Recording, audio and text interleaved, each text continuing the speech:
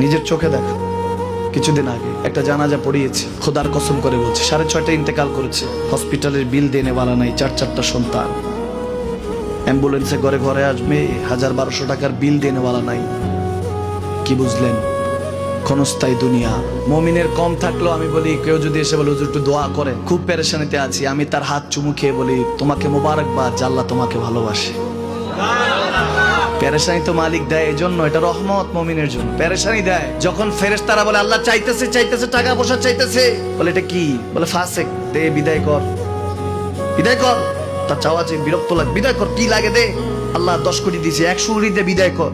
মমিন যখন চাইতে থাকে আল্লাহ আমাকে কিছু লাগ, যখন একটু করে চায় আমার মাটাকে সুস্থ করে দাও, বাবাটাকে আল্লাহ আমার স্ত্রীকে, আমার আমাকে একটু তৌফিক দাও, চাইতে থাকে মমিন। আল্লাহ বলে যখন ফেরেশতারা দেখে মমিন চাচ্ছে, দেরি করতে পারে না, তাড়াতাড়ি খাজানা নিয়ে দিতে নেবে, আল্লাহ বলে রাখোস না, এত তাড়াহুড়া কিসে? তার চাওয়ার মধ্যে তো প্রেম আছে, একটু চাইতে দেস না। থাকুক না মমিন আর একটু পেরেশান, থাকুক না, থাকতে দেস না, একটু থাক, একটু থাক। পেরেশানিতে রেখে আল্লাহ মজা নেয়, মহব্বত নেয়, মমিনের অন্তর থেকে খুশবু নেয়।